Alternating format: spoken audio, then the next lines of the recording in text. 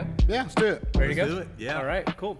Well, welcome everybody. My name's Riley Warren, and I'm joined here by my co-host Shannon Jacobs. And welcome to the second episode ever of the Dream Job Podcast. Thank you guys so much for tuning in, whether you're listening on Apple Podcasts or watching on Facebook or YouTube or listening on Spotify. We're super excited that you're here and can't wait to get going. We're here with our second guest here today, and his name is Jim Gist. Welcome, sir. Hey, Welcome guys. to the show. Thanks for the invite. Absolutely. Looking forward to the next couple hours. Yeah, Jim is the Director of Bands at North Forney High School.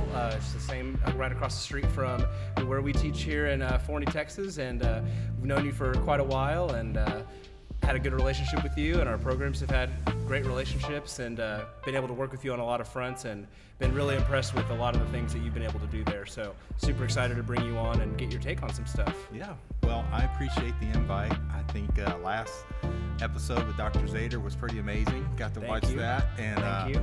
And so I'm going to try to keep that level up and follow him, and it's gonna be good. Oh, you're gonna be great, man. We invited you on here for a reason, and we're excited to hear your story. And so let's just start with that. I mean, just tell us about yourself. Tell us about your beginnings. You can go as far back as your beginnings in music education and percussion, or wherever you want to start. Just kind of give us the lay of the land of Jim Gist. Well, yeah. So I was originally born in Louisiana and grew up in a small school situation. And over that time, I didn't really have a lot of an individual percussion teacher or anything like that. So my perspective of percussion here in Texas is so much different than what most, a lot of people do. Right. I think growing up in a small school, I didn't have, any private lessons until I got to college. Wow. I didn't really learn 4-mallet grip until I got to college. Oh, wow. And but it gave me the opportunity. I got to teach a lot in high school, which was pretty cool. So coming out of high school, I mean, I knew I wanted to be, a percussion teacher. And so I went to Northwestern State and studied under Ken Green, and Bill Brandt was the director of bands there. And that was a great experience, getting to see all a full round of band and percussion. And coming out of that time, I was, I really wanted to teach percussion, but this was around 2000, and there wasn't a lot of like full-time percussion gigs, at that time. And so, especially in Louisiana. So Megan's my wife, we decided to, hey, let's look at Texas. Megan. Yeah, shout out, yeah. Let's look into Texas, and so I started looking at just percussion jobs because I kind of thought that would probably be my thing. And my first job was at North Lamar High School up in Paris. Nice. And was there for 5 years and got to work with some great directors there. Going into that situation, I was like their first percussion director. They had created the position. So cool. There was no like coming in, following anyone, or there was no standard or expectation or anything like that. So as a young teacher, that was pretty cool because I mean, I was able to come in and kind of change some things right away and see results. You didn't have to like take a line that was already doing traditional grip and be like, sorry guys, we're doing matched. Right. You didn't have that problem. You just got to pick. Yeah, or even a standard of like performing at a certain level. Right. Yeah. And these kids, they were very smart, and they knew their music theory, and they knew their scales and everything like a normal band director could teach them. Yeah. Just their chops were not there. Sure. So, but I had a great time there. Out of the whole region, it was Region 4. I think I was like the only percussion director, full-time percussion director. And over the time I was there for 5 years, other schools started catching on, and they started doing other, they started adding other full-time percussion directors. Sulphur Springs was one. Spencer Emmerich got that job. He worked there when I was at North Lamar. And so it was a great time, but like everything region-wise, I was kind of like became the percussion expert, Nice. So I was like all, organizing all region bands and it sounds similar to today. Right, similar to today. But as a first-year teacher going in and not really ever doing that before, it was just kind of a lot of a hands-on, learn as you go, Absolutely. Like so much of this career is. Yeah. You know? So, but that was a great time. During that time, I got to study with Dr. Zader at A&M Commerce. Shout out Dr. Zader. Yes. And we had a great time. I believe I was very close to being one of his first, if not his first graduate students. And I was still working full time, and I'd drive to Commerce and take lessons, and we'd have an hour lesson, and it was really a great time. He really helped me. He is definitely one of my biggest role models in what I do now, and appreciate, his friendship and 100%. Professionalism and right. Everything about what he does is just awesome. A question, real quick timeline question. When did you have your son? So were you in grad school when you had him, or was that after? Did you graduate? No, it was after. Okay. Yeah, after. Funny story though, about last week, Dr. Zader talked a little bit about his son, Dylan, and he said, he was born in 2003. I was actually in a lesson with Dr. Zader. We had that when story, he got That came up. That's right. Oh, really? Yeah, behind the scenes on the extended take of the podcast at the end of the season 1, we'll release that footage. But yes, that story came up. Tell that story for us. So I would drive in once a week to Commerce and my hour lesson, and he and I are doing a lesson, and his phone rings, and he normally never answered his phone, but he knew it was close. Yeah. They were close to Dylan being here. And he goes, I've got to take this. Yeah. I was like, sure, and he took it, and he's like, I'm so sorry, but I've got to go to the hospital. Yeah. We're having our first baby. So wow. So that lesson, got interrupted pretty quick, and and it was, it was awesome. Now he told us the end of that story was he was trying to he had a notebook for you, and he was trying to make some notes, and you were like, just go to the hospital. You're crazy, man. Yeah. Your kid's being born. Well, get out of here. You know how professional he is and how he wants to take care of everything. So yeah, for sure. I'm sure he felt bad about it, but I was like, there's no reason to feel bad. You can't control these things. Go. That needs to happen. So that's awesome. Amazing. So but yeah, so I finished my degree in 2005 with him, and I also Meg and I had kind of a desire. We wanted to be a little closer to the Metroplex. So in 2005, Rockwall-Heath High School opened, and I was able to be kind of part-time there for 1 year, and I taught lessons. And I also was able to teach the drumline at Baylor University for a few years. And at the same time. Right. Wow, interesting. Oh, because you were doing part-time at Rockwall-Heath. That makes sense.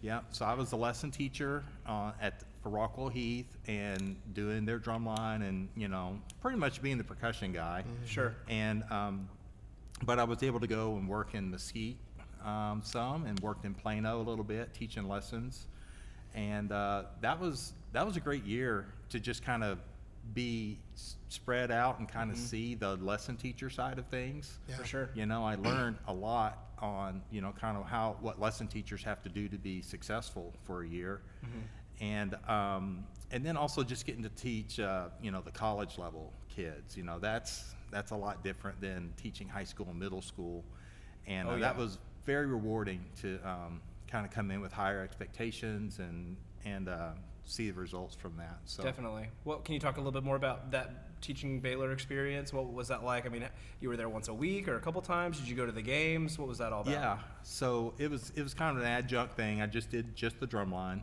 and I would drive to Waco on Wednesdays, and usually after school, and then I would try to do all the games. Nice. The summer band was the hardest part, because they were kind of doing their summer band. Same times I was doing my high school summer band. Right. Yeah. And there was a lot of times I was, going back and forth. Yeah. Just trying to cover both sides. But no, it was a great time, for sure. Cool. Very cool. So you did this kind of crazy year where you were kind of all over the place. And then what happened after that? Where you were at Rockwall-Heath officially at that point, right? Yeah. So when Heath opened, it opened with just freshmen and sophomores, and they had one full-time director. And the next year they added, a percussion position. So I slipped into that, and I kept the Baylor thing going because I had so much fun doing it. I wanted to, kind of keep that going, and so I did that for another couple years. I was at Heath for 3 years. And then I had opportunity to actually move to Waco, and for 1 year, I taught at Midway High School, and I was more involved being in Waco for a year. That I was really more involved with the marching band with Baylor, and that was really really fun to kind of really be on the team, I guess. Sure. It wasn't the guy that just kind of popped in and popped out. Yeah. But got to sit in on meetings and some of the planning and stuff, and I got to do actual camps with them. Because I was there closer and. Did you ever go and actually see the Baylor Bear? Well, because didn't they games, have one? They had him there, right? Yeah, at the games. I think I do remember seeing it at the games, but I never saw where they kept it or anything, wherever that was. I'm pretty sure it's somewhere on campus there. Yeah, we'll have to have Dr. Zander back on. He could tell us. He could tell us. Yeah. Now I know I have seen the LSU Tiger. Oh, nice. Mean, that's that's a big deal. Where they keep the tiger, and you can actually go and see it and where they keep it and everything. So. Yeah. That's cool. Yeah. Real cool. Anyway, sorry to detract from That's all right. That's what we do here, Right, we keep it light. yeah. We're just talking about live mascots, So after after that experience, Megan and I really kind of wanted to get back to Dallas, so we didn't permanently move to Waco. We were just kind of testing it for a year. Right. And so she got a job actually in Wiley kind of halfway through that year that we were there. So, and Jake was born by this time. He was born in 2006. So he was young. And so I finished out the year, and I kind of started looking around here, and that's when I started talking with Mac Wood, and LSU grad. Yeah, and he told me that they'd be opening a second high school here in Forney, North Forney High School, and he and I hit it off great, and he and I opened up North Forney High School in 2009. So wow, and the rest is history. I've right? been there since. Yeah, yeah. That's awesome. Well, I feel like that's a really great just overlay of your very unique experiences, going all the way back to humble beginnings, right? And I looked it up on your Facebook page. What's the town you were actually born in? Longville? Yeah, Longville, Louisiana? is where my parents still live. Wow. Yeah. And I was doing some research on it. Correct me if I'm wrong, it's unincorporated. Oh, yeah. Wow. So, how many people actually live there? Could you give us an estimate? It's growing like everything else. Sure. But I graduated with 50 people in my class. Wow. So that gives you an idea of how big I marched in the high school band as an 8th grader. Nice. Very common. We marched 3 basses, 1 snare, and 1 tenor. Nice. No front ensemble? No. Wow. Never had a front ensemble until I went to college. But I think that goes to show, I love, one thing I want to do a lot on this podcast is just show a bunch of different perspectives. We all come from very different backgrounds, and somehow, so many of us make it to this point where we're teaching 5A and 6A, high school bands and drum lines in Texas and everything else in between. And I just think that that's so cool that, I think a lot of people might think, oh, I went to a small school. I could never teach at a North Forney High School, right. Or a Forney High School. But it's not about that, It's all possible. There's a range of different possibilities, and the job, if you put in the right amount of energy and time, it doesn't matter your background really, which is cool, which is pretty awesome. Yeah. Yeah. So I think for me, it's grounded me. Because anytime, I maybe get frustrated with, performance level or just situation, I think back to, my roots and where I came from. For sure. And, we didn't have a marimba at all. Right. Now people complain about not having a 5 octave. Now you want a second 5 octave marimba, right? We need 6 octaves. Not want, need a second 5 octave. Need a second 5 octave. Need a second 5 octave. So when sometimes, I have those frustrations, you want to play that lit, you want to do those things. And so it's been good for me to kind of, every now and then check in with where I came from to make sure that, hey, you've got it pretty good, Yeah. So for sure. That's awesome. Just shows the different ways that students can have a successful, rewarding, positive band experience coming from all sorts of different levels, which are cool. That's really awesome. Let's get into your time at North Forney, because there's so many things we want to talk to you about from your perspective there. So you opened North Forney in 2009, and what happened next? So we opened North Forney with just 2 grades, freshmen and sophomores. That was it. Yeah. And that year was great. Mac and I, you know, we worked well together, but there was plenty of challenges in opening a school, you know. And actually, this was the second time I opened a school, because I got to open Heath and ordered all the percussion equipment, and, you know, ordered all, you know, I kind of knew what that was about. And so that was a great opportunity to kind of order everything, and everything was new. And so that was really awesome about the first few years.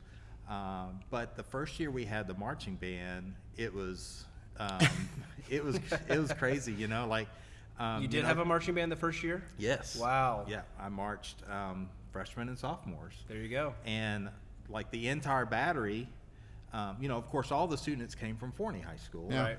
And all of the students on the battery at North, the sophomores I had, they were all in the front ensemble as freshmen. Gotcha.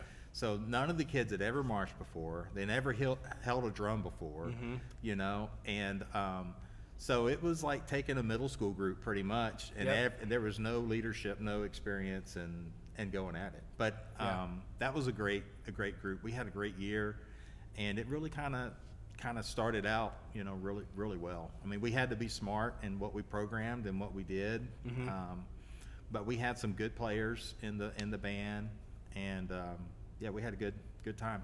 Cool. At what point did you guys really start to tackle the indoor thing, the concert indoor thing? Okay. So am I missing a step there? Or is there some stuff in between, or? Yeah. So with our, you know, with our group, you know, I had come from some groups that were pretty good. You know, like by the time I left Rockwall-Heath, I had probably close to 40 kids in the program, percussion program. And we were playing some pretty legit lit at the time, and so I kind of had experienced some of that, you know, and so I was trying to, you know, move in that direction with at North Forney, and it was going great, you know, being able to teach at the middle school every day. There again, coming into a program where there was nothing set up, and I got to, you know, set up every piece the way I wanted it to be, you know. And working with great directors and making all that happen, it progressed evenly every year. You know, the numbers would go, and the performance level would get better. But we kind of got around 2014, 2015. It was kind of staling out. You know, with we had finally moved up to like 5A. You know, and the drum line was okay, but it wasn't like to the level of, you know, a lot of the great lines in the Metroplex. And our percussion ensemble pieces were okay. I remember us trying to play Doors by Dave Hall, and we had to put it on the shelf. We just didn't have enough time to learn it, you know? Yeah. So that's kind of where we were. We were doing good things. It's just like we couldn't get over that hump of like really getting to play like everybody else around here, you know? Sure. And so I had a group of seniors that were really good that graduated in 2017, and they were the ones that came to me because they saw everybody's success around us, and they're like, Mr. Giss, we want to be like good at something, you know, like we want to be like known for something. What can we, you know, what can we do, you know? Yeah. And you know, at the time we do the percussion concert, which was great, but it's like one performance out of the year. You know, it's not like very establishing on a program and those kind of things. So I really listened to them and kind of researched like, okay, what can we do? What are our options? You know, and that's when we kind of really started looking into the indoor stuff in the spring, and so I exposed them to that, showed them, you know, hey, these are indoor drum lines, this is what, you know, kind of happens. And I said, I'm really kind of interested in maybe us looking at doing the concert side because of still pretty new at the time, I bet. Right. It was new in this area for sure. Definitely. Not many groups had done that, and I was able to see some videos of groups in California and around the country that had really taken the concert world division, you know, to an upper level. And I wanted to do that. I wanted to give the kids another experience of performing, you know. But I didn't want to cut anything else we were doing. Right. So I wanted to be really smart about it. So what the way I approached it was I just treated our indoor concert show like another percussion ensemble piece.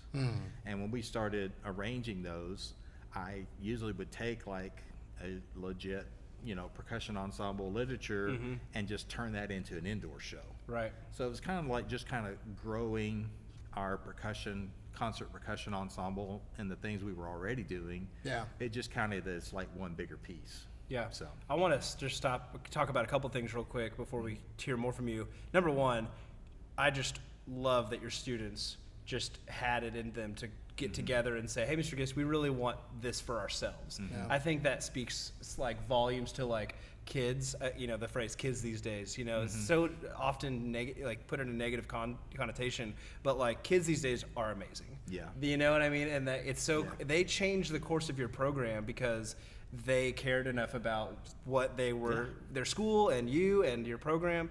And I just think that's amazing. And that should not go unsaid. I think that's awesome. It was not on my radar at all. Yeah.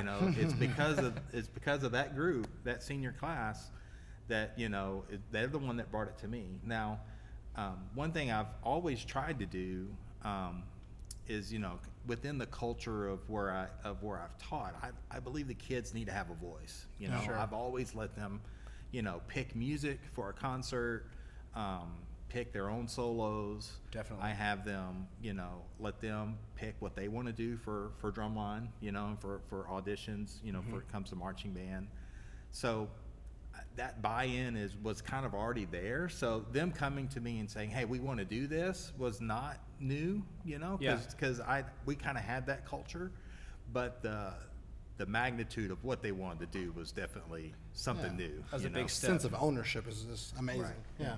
So the other thing I wanted to point out, anyone listening to this who might be, in their first couple of years, or they're with a smaller program and they're at that point where they're looking to, take that next big step, I just want to promote, WGI concert class and, in this area, North Texas Color Guard Association concert class. Just the way you describe it is perfect. I mean, you can incorporate existing percussion ensembles into your show. It's cost effective, all right, because you're not bringing out a ton of props and buying a tarp and paying a drill designer. But from the same perspective, like we do the marching thing, but I am just equally blown away by what I see the concert groups doing. It's just a completely different arena almost, and they're able to like bring in bring the audience into their production. At least the great groups like you guys are. And so I just want to promote that to anyone listening who may not feel like, oh, maybe we should do the marching thing, or maybe we shouldn't do indoor, or maybe we should focus on solos. Like concert indoor percussion is just a great idea. Right. Yeah. It's been a great activity for us. There's been so many positive things over the years doing it. That first year, though, I mean, for us to go into it, the reason we wanted to do it was my kids wanted to feel successful at something, right? Sure. They wanted to be able to be competitive and do well. That's awesome. That's what they haven't, that's what they were desiring. Yeah.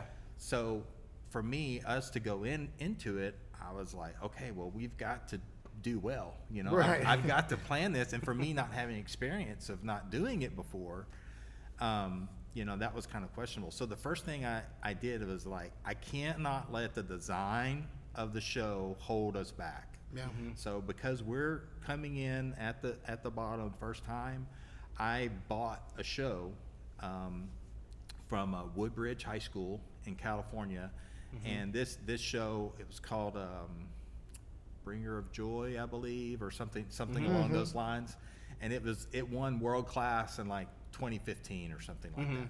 So I knew this show had scored a 90+ score, and I wasn't going to get from a judge, oh, you need to do this on the design. I knew the design was there. Yeah. So all I could focus on was execution, right? Getting my kids to play up to the level. And I think that was one of the smartest things I did. Yeah. So I could just focus on that one thing, getting the kids to play and perform. And then as we started doing shows, we started getting, feedback on visual stuff and showing the music and things that we hadn't really done a lot, and we started experimenting with those things. And the first 3 years, I mean, it just grew, you know. So Yeah, that's awesome, and I love that you knew at that point you were able to be humble and say, you know, I know you love to write. You write some great books, and we're gonna get to listen to some in a little bit. But you were humble enough, and you cared about the kids' experience enough that you just said, I'm just gonna buy a show that I already know works, that is proven to be successful, so that you can, you know, focus on that part of the experience. I think that's just great, and I think a lot of young directors need to hear that. You know, myself included. I was gonna say, like, it's funny. Me and Shannon are over here arranging our stuff, and like you said something about you know, having obstacles, you know, built-in obstacles, or having to go back and fix stuff. I feel like, you know, we can relate to that. We do that on purpose to ourselves sometimes, you know, we call them headaches, built-in headaches. Like, why do we write those 9lets over the bar line? But hopefully we're getting better at that, you know, along the way. But that's cool. So, and at some point you started writing your own stuff and drawing from different, you guys do a lot of great classical music as well. Like, I know you guys have done some Mozart recently, and talk about that. All that is kind of come from an angle of just cost effectiveness. You know, what's Public domain. Public domain? Yeah, big public fan. domain stuff. And so I usually, like, when I would, for a few years there, probably from 2018 all the way up to about probably even last year, I would find like the one percussion ensemble piece that I felt like would like really work well with that high energy stuff. And so a lot of that was you know, published through C. Allen, and they're really good about giving, you know, permission to take it and arrange it for indoor. Yeah. So I usually Shout out find that. C. Allen. Yeah, C. Allen. Yep. And Nathan's awesome. Yes. And so they would give me permission, and I would you know, take that and kind of build the show, and then I'd go and find other classical stuff that I thought could fit into the theme of the show, and just kind of build it from there. So Sure. Did y'all start in percussion Scholastic Concert A when you first started? We actually started double A. Really? They had a double A class, yeah. Wow. And the first show we went to, we got promoted to A, and then I believe it was by the end of the first season we were in open. Nice. Yeah. And then we did open for a few years, and I believe it was 18 or 19, maybe 19, I think, is when we got moved to World. Yeah. Nice. And then at what point? Well, you've been to WGI finals in Dayton twice now. Twice, yeah. And both times silver medal, Percussion Scholastic Concert World. It's awesome. Congratulations Well, on that thanks. success. It's huge. Yeah. Huge. Let's talk about that experience. What influenced y'all's decision to go up there, and you know what was that like? So it kind of started with that first year, you know, like, remember my kids, they wanted to be successful at something. That was what they wanted to be known for, being like good. Yeah. So when we start going these contests and we're getting first and we're outscoring everybody, you know, big time, and they're getting promoted, they just they just love that. Yeah. And that was a huge turning point in the culture of the kids really starting to practice and really listening to their instructors, and you know, and they kind of caught the fever, you know, they were hungry for it. And so that was a big change. And then of course that attitude, that culture didn't just stay in the concert world or the concert indoor thing. You know, the very next year my drum line was like way better.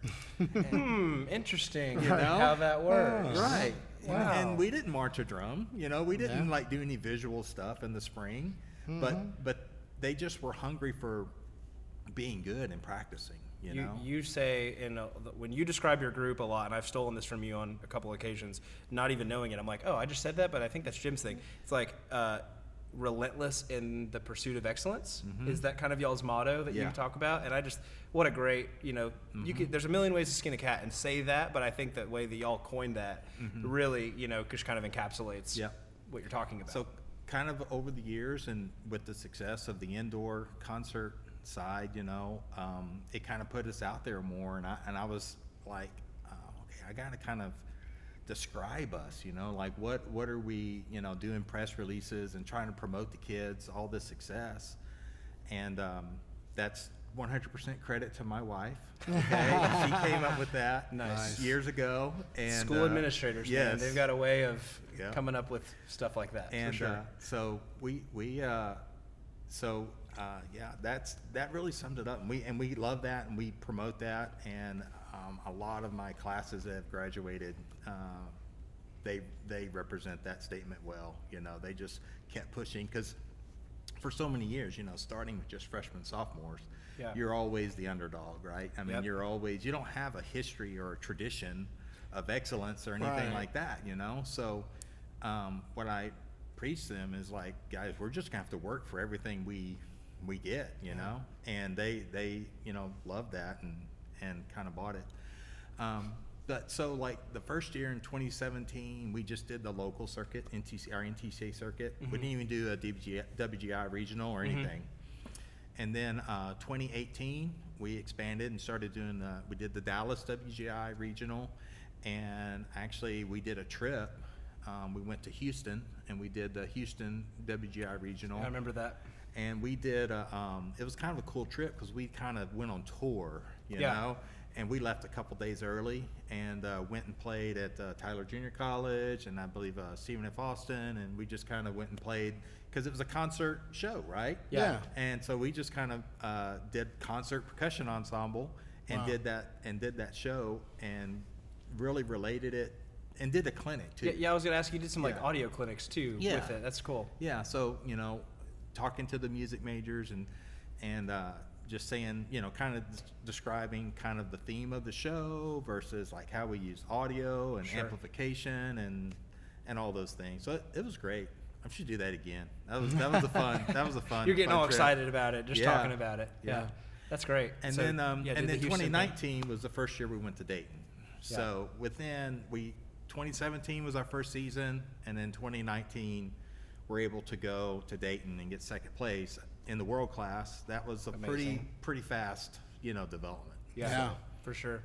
Again, was that something your students wanted to do, or did you guys all discuss that? Like, hey, this is the year. Let's go to Dayton. Let's go for it. Let's do it. So I think we kind of talked about it. You know, I would throw it out there and just kind of see how they would react to it. You know, and it's like, hey, you guys know there's a world championships for this thing. You know, and oh, really? What? You know, and so, but you know, I didn't want to. It was such a positive thing, especially early on. You know, I didn't want to like put pressure on them or take the joy out of it. You know, I wanted to develop the speed that they wanted to. Yeah. And they were on board, and it was good. Yeah. So 2019, what was the name of that show? That was actually Breaking Free.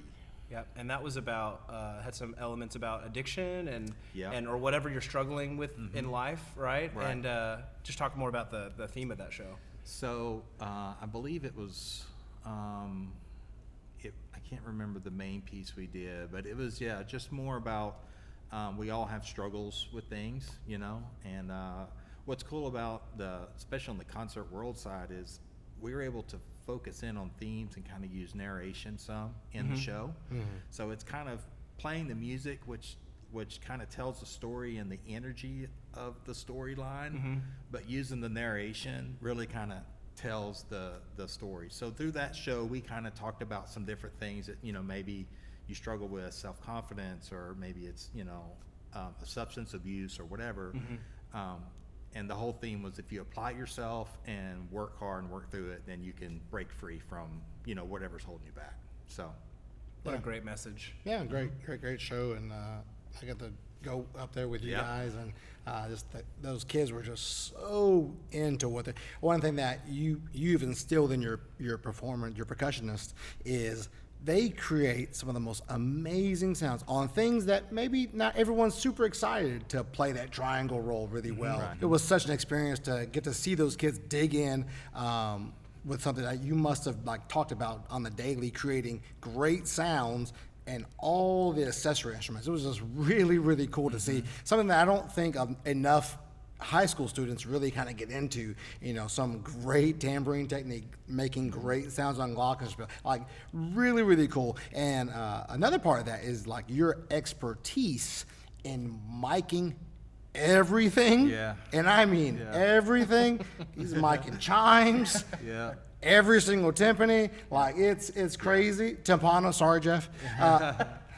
Shout out to So like you're such a master at doing all those things, and just that the level of those kids was really incredible. And I get to go with you guys, and you had wanted me to come up and just kind of bolster those kids' confidence and their ability to perform a little bit more, because something they maybe didn't think about. They were creating great sounds, but maybe performing and like trying to emote their music was a challenge for them. So I got to work with you guys a little bit. It was just such a fun experience, and to see those guys throw down at finals, it was just like goosebumps after goosebumps. I mean, I get you now. Yeah. Those kids were like, they were playing so well, man. Yeah. So well. It was a great time. We loved you coming. You were kind of our visual designer, you know.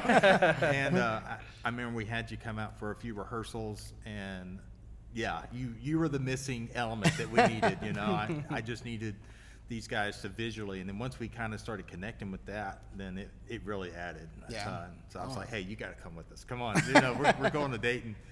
And just the activity up there, you know, if you get to bring a group and just show them the world-class independent marching groups, and just go into semifinals or, you know, another show earlier in the week, just seeing the performance level of those groups it's amazing. And even though it's kind of apples and oranges, you know, the marching versus the concert, they're all performing, you know, and they're all buying into a concept, a show, and selling it. And that's been also very rewarding for the 2 times we've gone to get to see that level of performance live is unreal. It's unreal. And being in the arena too, just UD Arena, and the energy that's in that building is just, there's nothing like it. Yeah. You know, that's super cool. I think going back to to what Shannon was talking about, which is the accessory playing, another thing that's unique about percussion Scholastic concert world, I'm going to say that a million times, it's a mouthful, is, you know, you can't really hide. You know, it's not like maybe some of the marching shows where it's like, okay, that kid's going to play the triangle, but his technique isn't really great, so we're just going to kind of put him over there on rack, and maybe he'll get away with it. No, it's like everyone's right there. Right. And, you know, music is such, I mean, I'm not a sheet expert, but it's like, you know, it's half the score, or more than half the score. So these judges are going after technique and sound quality and all that stuff. So I think that's a great, just another shout out to that side of the activity for doing that really well. That was the big change from going from open class to world class. I think the biggest change was that one concept. Do you have great players on everything? Yeah. You know, that's to me the big change when you get to world class, is that you're demonstrating, and to score well in that class, you have to demonstrate you've got great players everywhere. You know? Yeah. And so that's, and you know, you have to sell that to the kids, and and they, you know, everybody has a moment, right? So I would even design a show where the triangle kid gets that moment. Yes. You know, and I tell them, you're the most important thing right now. You are a world-class musician. You're going to be in Dayton doing this thing, you know? Yep. And they eat it up, you know, they love it. So Providing opportunities for students. That right there is amazing to do that. Say, all right, cool, this is you. You know, you may not, you know, be center snare, right, in the marching show, or maybe you don't play center marimba in the fall, but, you know, now we're all counting on you to nail that thing. And giving them the opportunity to do that, you know, I'm sure you could probably attest to this, you probably found that the kids rise to the occasion more often than not. Oh, yeah. So, like, that's what we're doing, right, is creating experiences, you know, and some of the great performance we've had, you know, whether it's in Dayton or maybe it's just in our own school auditorium, you know, it's about that experience. Well, you got to create that experience for every kid in your program. And like you said, not every kid can be a center snare, but you can, if you can try to emphasize to them, this is your responsibility, this is where you get to be the star, you know, then that's creating an experience where they feel like they're part of the group. And they know that when it comes to them in that section of music, they are the leader, you know? So just creating those experiences is really, really crucial to get the whole program on board. Super powerful. So I love that we're just kind of going through your time as growing up and then as a band director, and we're really getting into this like meat of your time at North Forney where a lot of things were happening. Right. You guys go to Dayton, and then correct me if my timing is right here, but you go to Dayton in 2019, right? And so then we do 2019 fall, and then we do 2020. Well, that was spring of 2019. Yeah. Right. And then, okay, so you go to Dayton spring of 2019, then we were in the fall of 2019, great marching season, right? And then we move into spring of 2020, and that's when COVID hit. Right. Right. But ironically, for you guys, that was like another amazing achievement where you won PASIC, you won the IPAC contest, and you were invited to Midwest with the same tape. Talk about that, and we'll get into your Midwest performance for sure. But what was that like, and how did you navigate that? I mean, so many emotions must have been going on. Right. Talk. Just I don't want to take over. Talk about what that was like. So going through the spring of 2019, going to Dayton for the first time was really kind of bringing everything to a new level. Yeah. And then the energy of doing a world championship and getting second and bringing that home, the kids were just in it, they were on it. So taking that and then going into the fall of 2020 was, a great marching band season, but the kids are like ready for the spring, and they're like, what can we do? And so I was like, well, let's look into other things. We had never recorded for anything ever before. Wow. So like recording for Midwest, recording for PASIC, never tried it, So my group in the spring of 2019 was really solid, and technically I could use some of those recordings for the next year. But the way we approached the beginning of the 2020 spring semester, we just hit it hard. And it was with the indoor show and with just, I think 3 percussion ensemble pieces that we were going to record. Yeah. And we got those sounding pretty solid, and we recorded them at the North Texas, our festival that we host. Yep. And then our plan for the indoor that year was we wanted to go to, at the time, WGI offered power regionals. Yeah. And we were going to go University of Southern Mississippi in Hattiesburg. Yep. And we were going to do that the week after spring break, which spring break is when COVID hit. But that's right. But that semester up till spring break, our indoor show, we played, I believe, one show. We got one show in that year. And I think we played at Berkner. It was High at School. Berkner. Yep. And I actually used that recording to submit for PASIC and Midwest. That's incredible. And the kids broke a 90 in like late February. That's insane. The show was so hard, but they were so on fire, to do it. And so that was a great show. I may have to bring that one back, man. It was an awesome show. Breaking news on the Dream Job podcast. North Forney coming back. We did not get to live that one out. I mean, what was that one called? It was called Apollo 13. Okay. It was Jacob Remington's Collide. Nice. And it was mostly Collide. Yeah. Just throw it. Yeah, that just says it all right there. Yeah. And so it was great. But anyway, you submit for Midwest a little earlier, and we found out in March that we were selected to come to Midwest that December of 2020. And then in June, we found out, with the same recordings, we're also invited to go to PASIC. And at the time the news came out with PASIC, we were in COVID.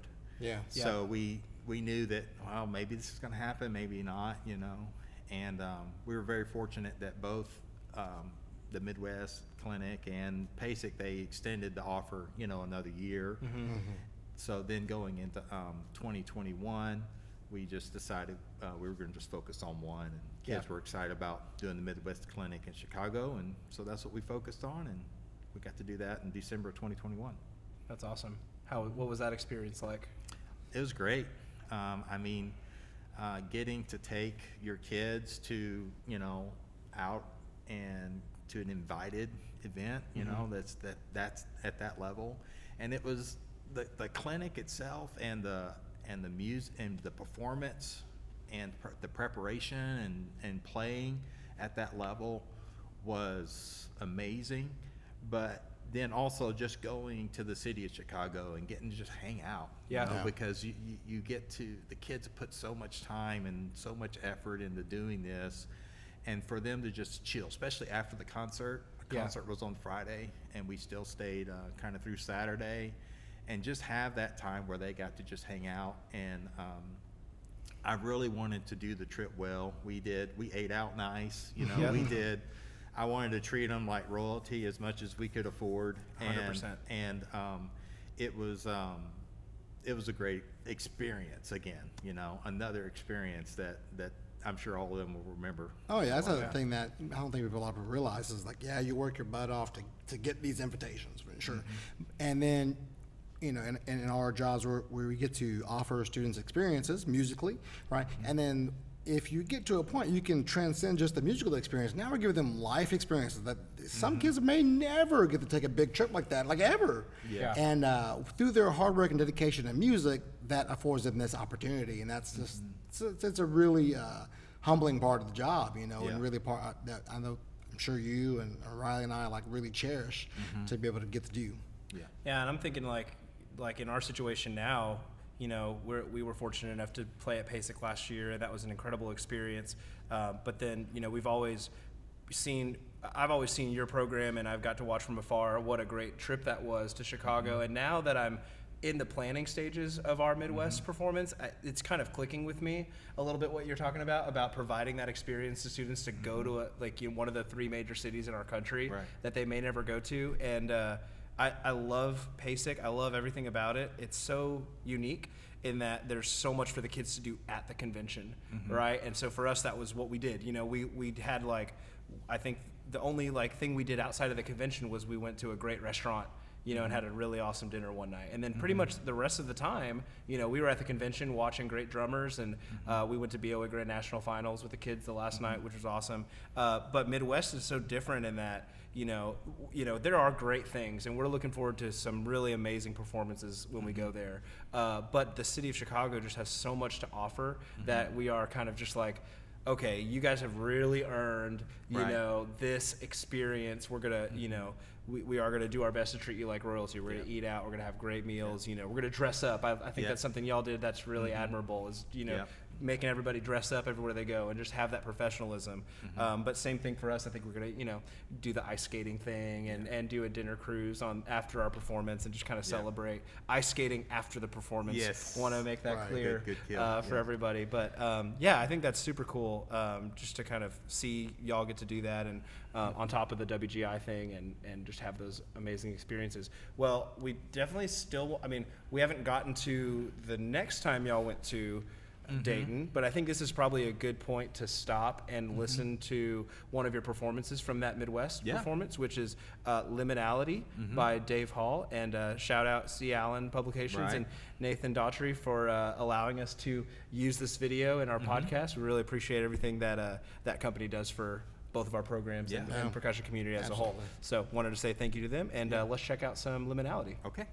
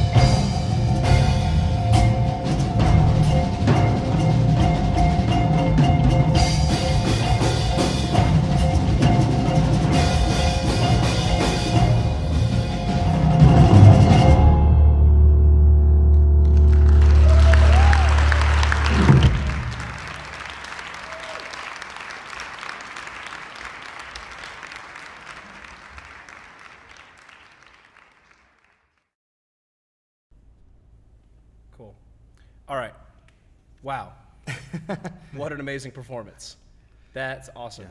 So It was, much good, cool stuff in there. Yeah, and just the energy, from the kids after, they put so much into one performance, one project, and when it was done, just the release of the accomplishment and just the, it was a packed room, Yeah. and it was a packed room of very educated, high-level musicians, and the kids just ate that up. They loved it, and it was awesome experience all around. Yeah, so much virtuosity from all the kids too, and then some drum set player that was really bad. Yeah, I don't know about that drum He was set rough. player.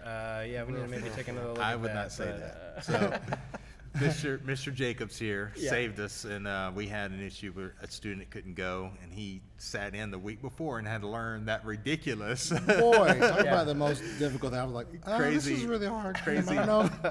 I don't know. I was like, Shannon, could you save us? Can you do this? And Yeah. I was like, before you give an answer, you need to look at this part first Yes. because I know what you're getting into. It was kind of crazy. I did not offer Shannon the same flexibility when I told him we're doing this podcast. Oh, okay. I was True. like, we're doing this. No, True. we decided together. But no, people listening are probably like, wow, they're just like going all in on this kid. Poor kid. But no, it's okay. We're thick-skinned here. So, all right. Yeah. So that's amazing. And that was one of, probably 8 or 9 pieces you guys played on your program that were all Yeah. incredible and awesome. We could talk about that for days. You But- guys are going to have a great experience. Oh, Kids thank are going to you. love it. It's going to be one of the top parts of your career, I promise. Thank So, you. Yeah, we're looking forward to it. So we're kind of talking about this culmination of culture and all these amazing things that are going on. Those same kids still wanted to go to Dayton in the spring. So Right. they just played at Midwest, and then you guys all decided, y'all want to go to Dayton, right? I think Yeah. that's the way you described it to me. You're like, you guys want to go? And they're like, yeah, let's do it. And then so you did. So what happened? So I feel like North Forney Percussion, there's kind of two areas that the kids and myself have kind of developed in. One, we've talked a lot about this indoor percussion concert thing. And then the other is just the miking and using the sound system a lot, miking everything. So I feel like going to Midwest, that I had to do that. That's us. That's what we are. That's what we do. I didn't want to just change just because it's a Midwest thing. A big deal, change like what we do. So we actually did our indoor show at the Midwest Clinic. It was Yeah. our closer. It was the last piece. And so it's not like we started learning the show in November. They could play it pretty well in December. So that conversation of, hey, should we take this to Dayton? They already knew the show. They were already playing it pretty well, and we still had a few more months to clean it and get it even better. Yeah. So it was just finding the finances, and making sure everybody felt good about what that was going to cost and make it happen. And so as we were kind of preparing the Midwest thing, I had it in the back of my mind, but I didn't, again, want to put them in a tough situation where it wasn't going to be like rewarding. Right. Yeah. So they were on board with it. They wanted to do it. And so probably about November or so is when we decided, okay, we're gonna go to Dayton. We're gonna get the reservations and get the money going, and we're gonna do it. That's Yeah. awesome.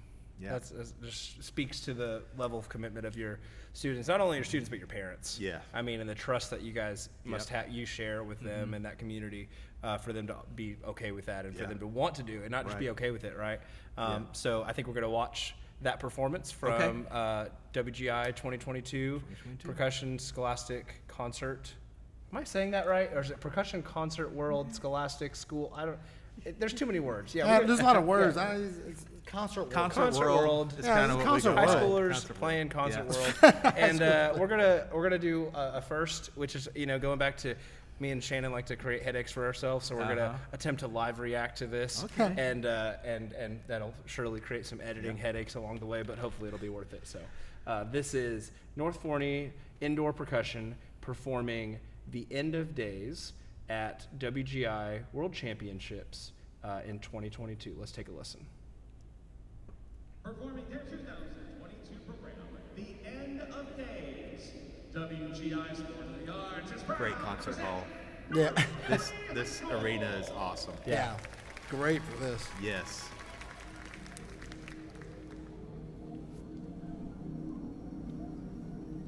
Cool arch setup. I got to go with this group to Dayton again here. It was really, just though each time you guys set up, the kids' level of commitment to playing well, my goodness. And there's some notes in this show. Yes, for sure. I think between 2019 to here, a definite increase. I'm like, whoa, the difficulty has raised.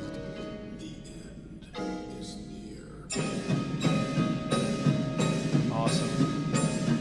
I remember seeing that live. Just the energy there. Awesome dynamic shifts. Yeah. Shout out timpani player. One-handed roll. Those are easy. This is Valerie. Yeah. So this is a great opportunity, what you were talking about, giving one kid a moment to shine. And Valerie's now going to A&M Commerce, Nice. studying with Dr. Zader. Yeah. nice. Before the end comes great tribulation. We'll have to talk about your narration source because I think that's a super interesting story as well. That's Jordan Ferguson doing all the narration, right? No. I'm just kidding. Shout out Jordan.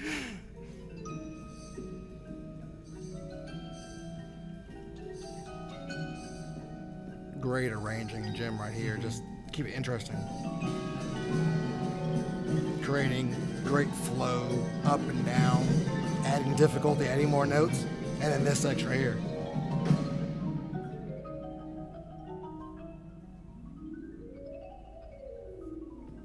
Great split. Great split. Well, So this is all Prelude to Paradise by Yeah. Remington. Yeah.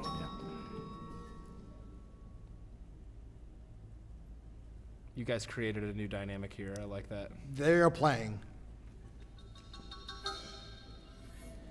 And I think this is cool watching this performance because you guys talked a lot at the beginning of the podcast about Shannon really bringing out the visual of what y'all do. And I think, this activity, this part of the activity might get criticized some for not having that element. But when you watch your students play, it's so visual.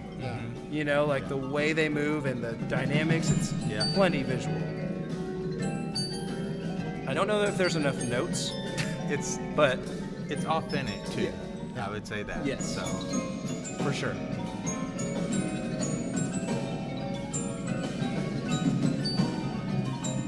Yeah, even though the rack parts are just so well done. Difficult. Man, you guys Dawson. love triple laterals. These solos are great. this is Dawson Welch. He's now a music major at the University of Alabama. Shout out Andrew Ling, Yes. Dr. Andrew Ling.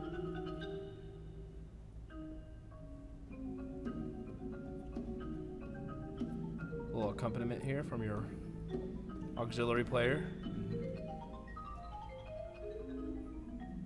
Wow, that was amazing. I love how the crowd reacts to the solos.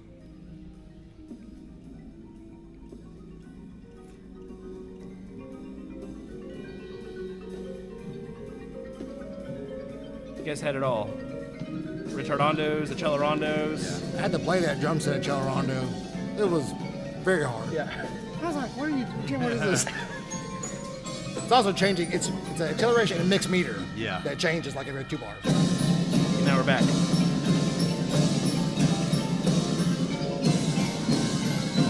Another level, right? Yeah. Going it down. Amazing.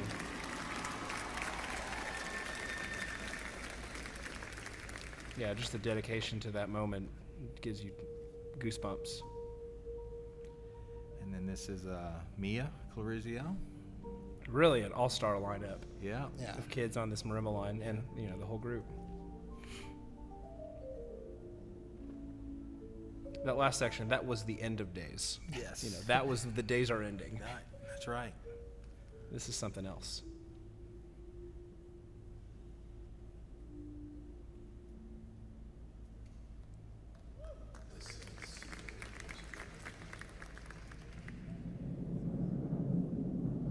Cool concert bass drum tremolo there. Just another great opportunity to give kids a chance to shine, they were like super into it and like just communicating across the ensemble. It's cool to watch.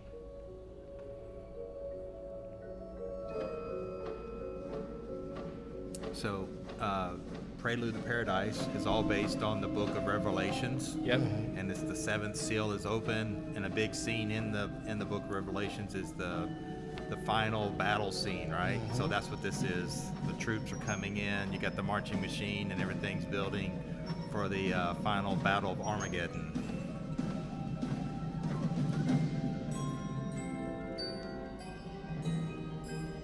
Go Tiffany. More splits.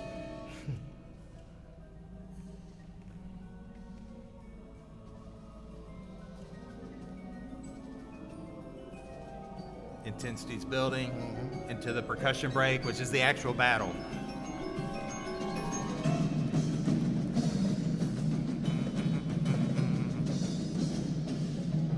Love the crossovers and the timpani.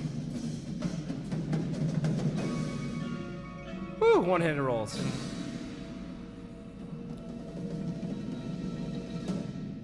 Victory is mine. Yep.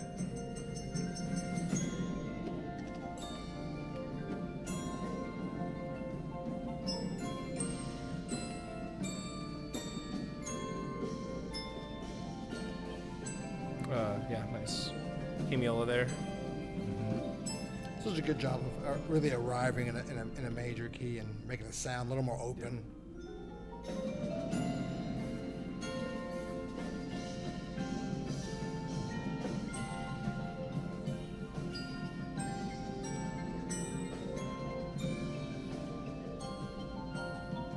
Another Richard Honda, why not? Yeah. They're feeling it. And then double time, Yeah. right? Man, your Dr. Beat loop must have been crazy. Shout out, boss.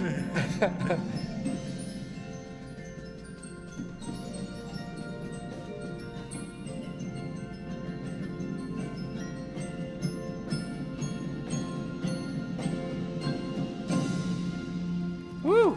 Yeah. Yeah, North Forney indoor percussion. Yeah. And then get out of there. Yeah. We don't want a penalty. Yeah. Nice. Yeah. Cool. I think we scored a 95 something or another. Goodness. You Yeah. know?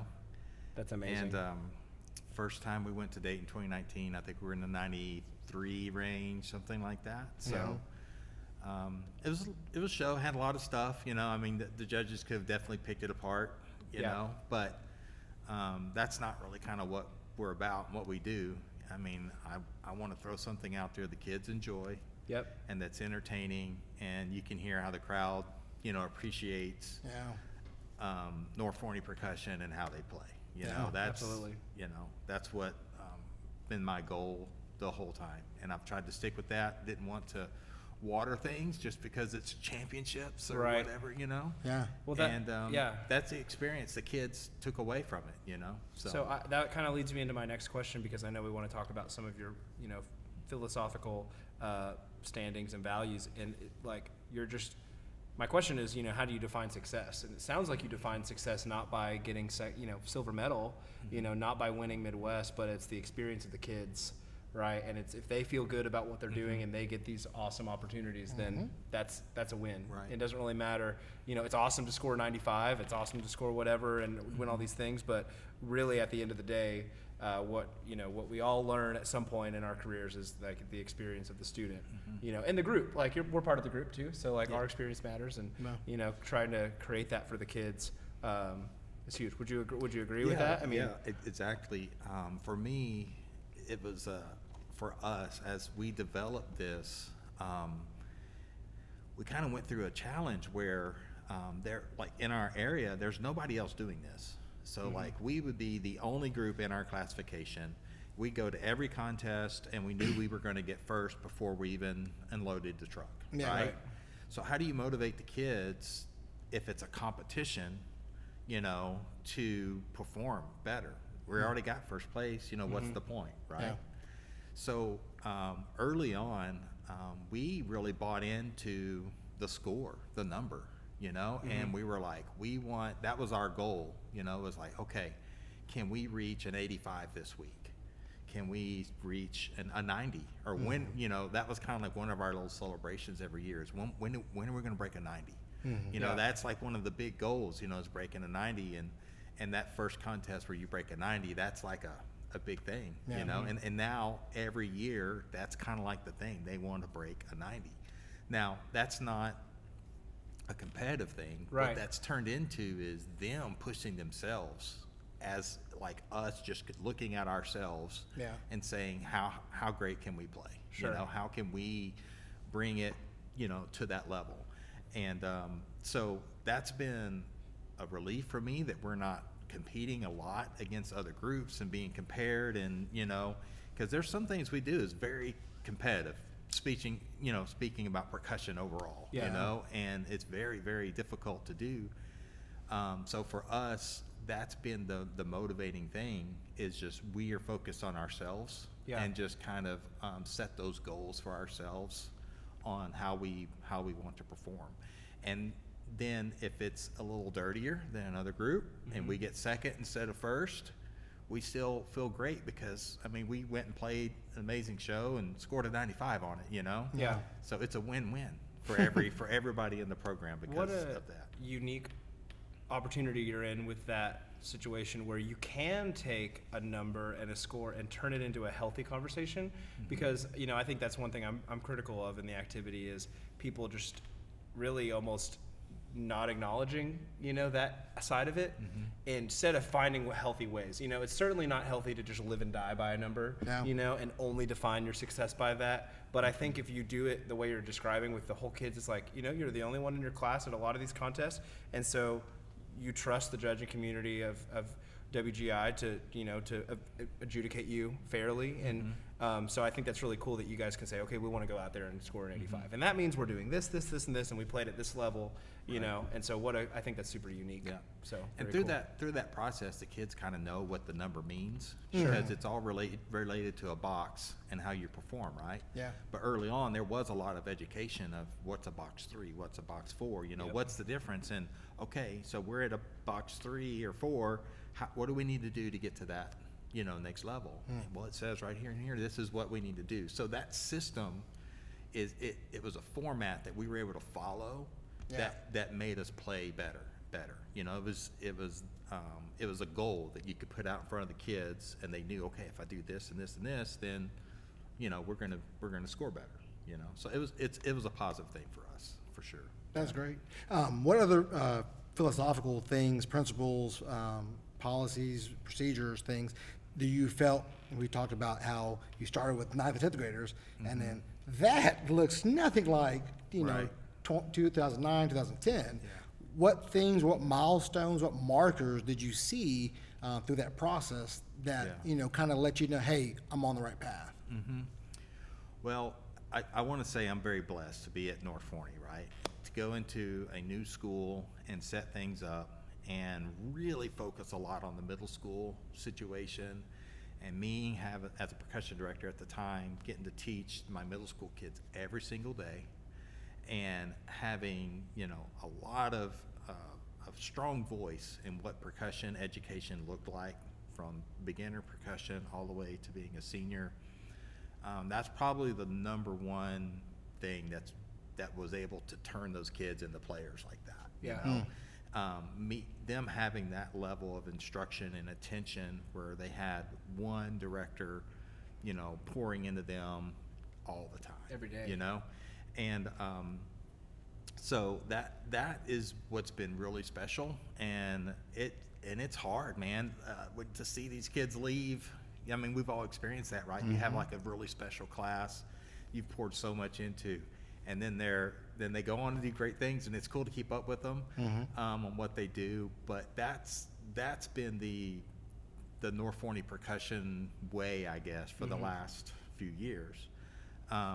My role has changed, you know, in the last 3 years or so. Now I'm the director of bands at North Forney, and taking that transition and learning, being a percussion director for 20 years, you know, and now trying to be a head band director. There's a lot of skill sets that set me up to be good as a head director. Definitely. And then there's some things that I'm like, well, this worked for percussion. Why does it not work, for everybody else, And just trying to figure out that balance of what works, what doesn't work. I feel like the last 3 years, I'm almost like starting over in a lot of ways. I almost feel like a first-year teacher sometimes, in trying to manage things, particularly when it comes to more adults than students, really. Sure. Because as a head director, you're working with staff and other middle school directors and administrators and parents and students. I mean, you got the full gamut, and everything's just on a bigger scale, And my team I have at North Forney is amazing. Got some awesome directors, Ryan King, Mason Jacoy, and what's I'm really excited about this year is Mr. Colin Crouch is going to be our percussion director. He just started last month, and Colin is one of those seniors in 2017 that came to me and said, "Hey, Mr. Guest, we want to do something else." So now he's going to be the percussion director. Moment. Yeah, he's going to be the percussion director at North Forney, and I'm just really excited about what the future looks like for these guys. That is so cool. And I love you talk about, there's some things that are the same, but some of it feels like, you're starting over, and I just know you are an educator who's just so dedicated and passionate that you're just gonna keep working at it until you can create those same experiences for not just your percussionists but the whole program. Right. And it takes an awesome team of people like you talked about. Yeah. And so just from our perspective, getting to see that and see that growth that you've kind of headed up over the last few years has been really inspiring. So. And some successes this year in the band for sure, doing wins Scholastic A and competing and winning a championship there in the first year out. Talk about what that was like. That's pretty awesome. Yeah, so this year we started an indoor winds group, and it was, again, some of these things can be kind of controversial. Indoor winds. Yeah, and not everybody understands why, but again, with our background and why we started indoor percussion, was we wanted our kids to experience success. Yeah. And now we're a 6A high school in the Dallas Metroplex, and there's a lot of really great bands, For sure. And so we're just trying to find our niche, where my kids can go out and they feel really awesome and they're rewarded, for a product that they put out. So that was kind of our goal behind it. And we had a great first season. Of course, anytime you do something the first time, you're learning a ton, right? Sure. And we're building that foundation, and our intention is to build on it next year. And, our goal would, love to take this group to Dayton. Don't know when that's going to be, but, again, we don't push ourselves, but we just want it to grow and see where it goes. So we're pretty excited about that. Mr. King, Ryan King, is kind of the director of that group, and he designed. It's a fitting last name for someone in charge. Right, Mr. King. That's right. And he did all the design and arranged the wind book, and so it was it was a good season. It's really cool. And I think with like the indoor winds thing or anything like, this job and figuring out what makes your program successful is just a big puzzle piece that's always changing. What is really like successful for your group 5 years ago may not be the same thing that's successful, makes it successful in 2023. And same thing with us, and when you do things, you can give it a shot and give it an honest try, and then maybe next year you're like, okay, maybe the indoor winds thing isn't right for us this year, or maybe we need to go even further into it this year and do it on another scale. And I just think that that's okay. And, we don't need to get bogged down in like, oh, they do indoor winds, so they are this kind of group now, or they do indoor drumline, they are this kind of group, or they do percussion ensemble only, and that means they're this. It's like, no, we're just always trying to do what's best for the kids. Right. And we sometimes make mistakes along the way, for sure, and but it's okay. It's okay at the end of the day. We're all making music, we're all creating experiences. Trying to get those experiences, for the kids and at a performance where when they walk off the floor or off the stage, that they just feel like, that was it. That was worth it. All the time, all the effort that I put into preparing this, that when they finish that performance, they feel like it was worth it. Yeah, that's the big part of it. I think for me, I was talking about being a head director now. It's like I'm reinventing things, like I was talking about, and when I was doing percussion stuff, I was at such a safe place in life. Yeah. You know, like I had the percussion director job down. You know, I had North Forney down. You know, I knew exactly what to do, and I didn't have to work as hard, you know, because I knew I was very efficient in everything. Yeah. You know, when it came to teaching middle school or beginners, I mean, I had my systems in place that took years to get there, but you know, it was there, and I was very safe. So for me to change things up, it's been a challenge, but I feel like overall, a lot of what I've learned about, you know, being a good percussion director has motivated me to try to take this challenge on. You know, I have this question for you. Do you feel like it's kind of reinvigorated you? Like you spent 20 years getting your processes down. You have all these. You knew what to do, Right. And we all know this job can be really taxing mentally and on our time. And then to go into a new position where now you're not like comfortable. Right. Yeah. You feel that that's feeding your passion, desire to continue to teach. Yeah, for sure. I mean, it's different, you know, and you just got to have that change sometimes. So for me, instead of leaving a school and going somewhere else and trying to build, something else, I just, had a change in position, and now I'm just working with more kids, Yeah. and more people. But yeah, it's the energy it takes and the dedication it's there, It takes a lot, but it's been fun. That's awesome. That's fantastic. Well, congratulations on all your success, and it's just, we work really closely with you, and I've known you now for almost 7 years, which is awesome, and Yeah. you've been a real mentor to me in my first 6 years in the district, and I know Shannon shares that sentiment, and we just love working with, getting to see your kids and work with the other side of town, and all the great collaborations we get to do. I think we should probably point out, one thing that's great about working in this district, Forney ISD, is we are so percussion heavy, and obviously we've been fortunate to have 2 really successful programs. But I think one thing that you really started, and I think I'm trying to figure out, and I think we're doing more, is just giving back to the community. And one of the ways we do that is by hosting the 2 North Texas festivals that we do. So we do the North Texas Drumline Contest in the fall, and that's kind of still getting going, but we're kind of starting to have some traction on getting more groups out there and getting really good educators. And then, obviously what we've been doing in the spring for the North Texas Percussion Festival with Dr. Zader and a different judge every year. I think that's really cool. So, and you've been a huge part of that since the very beginning of both of those projects. Yep. Forney's a great place. I mean, we work great together, and it's always been like that, and it's been very supportive. It's great for our kids to see each other, and my kids are excited when you guys do well, and I know y'all are excited when we do well, and 100%. it's just it's a great place to be. Yeah. So.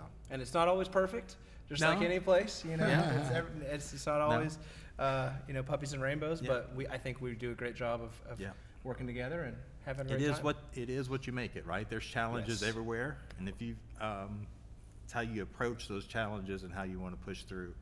But Forney is definitely a place where, for me, I've been able to just do it the way I want. I've had a lot of freedom, and I appreciate that so much that I've been able to go out and experiment in different things, especially as percussion director, and kind of develop those systems. And so it's been great. Wonderful. Well, we have a couple of different segments we want to kind of close with. All right. That are fun, and I think I'll go first. And Shannon, you can do your good idea, bad idea, which has been just received rave reviews from all over the world since the first release. But I couldn't let you steal the spotlight, so I had to come up with mine. So I'm going to try mine out today. And so my segment's called "Why'd I Do That?" Okay, and this is these are questions that I just came up with that could be posed from all sorts of different levels of percussion educators. Maybe the first year or maybe someone with a little more experience. And I just want to get your initial reaction. They're not all percussion related either. Okay. So here I'm just kind of, and this is just me kind of talking. So now this answer is for his perspective, like this happened, I then did. I hypothetically did this. And then, And- he has to and figure out has to why tell me you why. did it. He's the master in the room. Okay. He's the master educator, so he's telling me, he's explaining to me why I did this. Gotcha. Okay. Okay, so that's Fantastic. okay. All right, cool. So, Okay. so Mr. Gist, I threw a temper tantrum in front of my ensemble for things outside of their control. Why did I do that? I don't know. I think we've all been there, probably. Well, I don't know. I'm not sure why you would do that. You did that because you've probably been working a 16-hour day, and you're like on hour, at the end of whatever. Yes. So, keeping that composure and keeping that is we're all passionate about this, right? Yeah. So. For sure. Okay, so that's number one. All right, so Mr. Gist, I program music that was way beyond my students' ability level. Why did I do that? Why'd you do that, Riley? Golly, come on.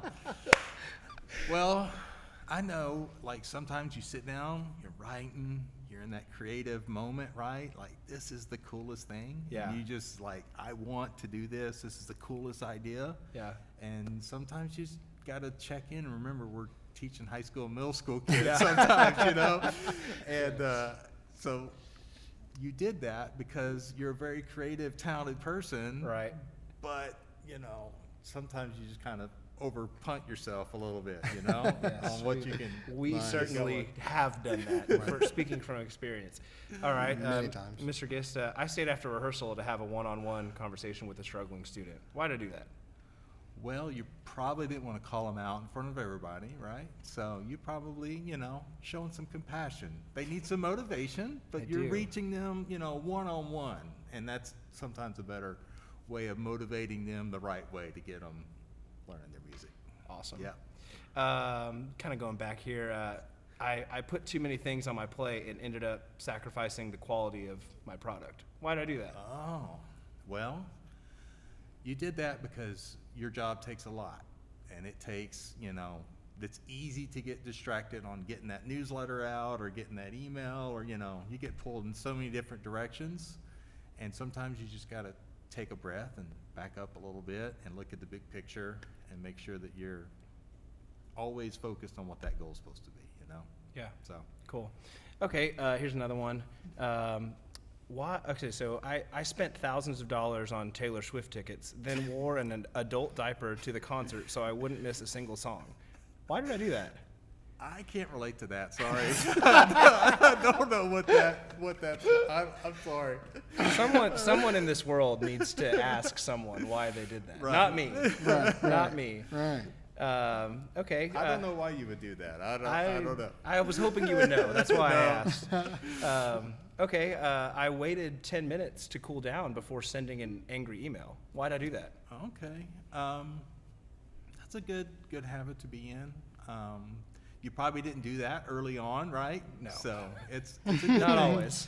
Take your time. Even though you want to hit send and you want them to know, Yeah. it's good to take that chill. So that's a good thing.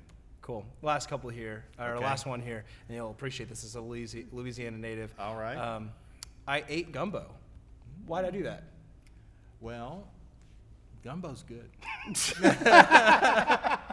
All right. And we, being from South Louisiana area, getting that seafood and all that, it's good stuff, man. Gumbo would be, good stuff.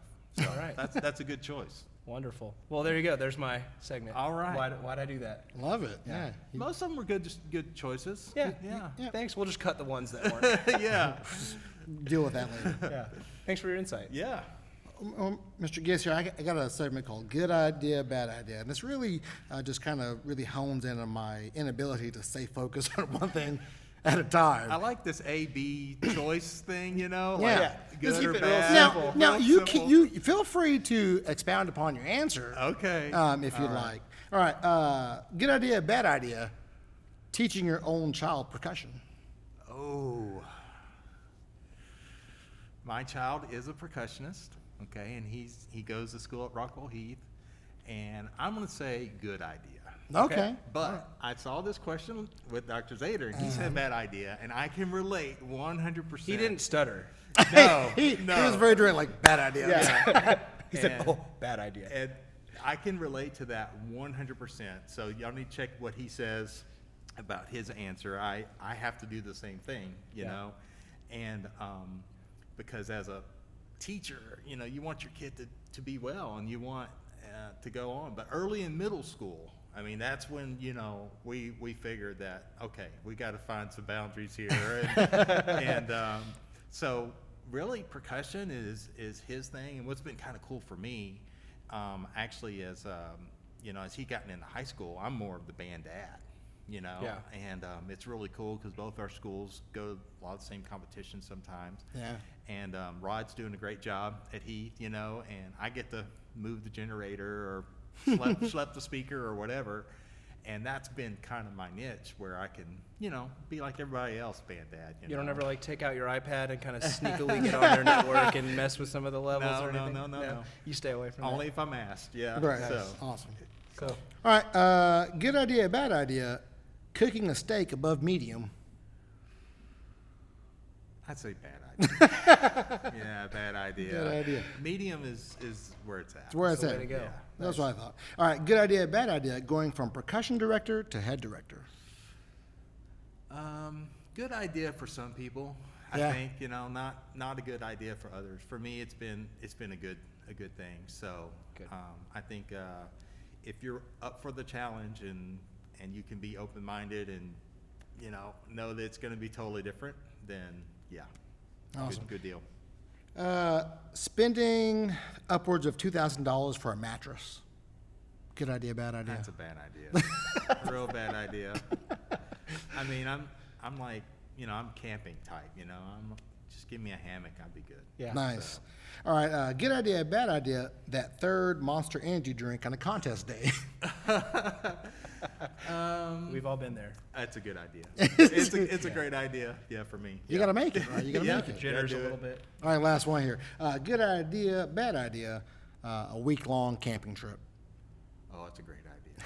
Oh, it's an amazing idea. You know, unplug, get away, get out in the wilderness, and awesome idea. Ride your motorcycle. Yeah. 4,000, you know, miles and miles and miles. Yep. That's awesome. Yep. Yep. Thank you, sir. Thank you. All Thank right, you. yeah. Great job. Awesome.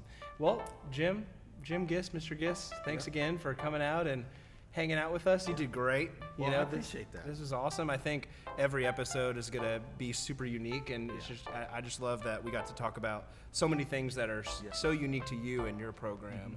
And I just think a lot of people are going to appreciate hearing that. So Yeah. thank you so much. Thank you guys for the invite. It's a lot of fun, and we will see where episode 3 goes, right? It's not going to be good. I can already tell you. I wouldn't trust us too long. Yeah, this has been going okay. But we'll see. You know, it's only a matter of time. So Well, I appreciate the invite. Had a lot of fun. You know, a lot of things we talk about normally. Yep. You know, we just now just kind of getting it out there for everybody else to hear. So yeah, for sure. good Awesome. stuff. Thank you so much, Jim, for all Yeah. your mentorship and your friendship Yeah. over these many years now. It's getting Yeah. kind of up there. So Yeah. I always appreciate you, man. Love hanging out, and it's so cool to get to talk with you and share some of your thoughts and ideas with the community that is always looking for a little bit of motivation and trying to find a little bit of life hacks to make this thing a daily part of what we do. Yep. Appreciate you guys. Thanks. Thank you. Well, thank you guys all for tuning in, and hopefully you guys enjoyed this episode.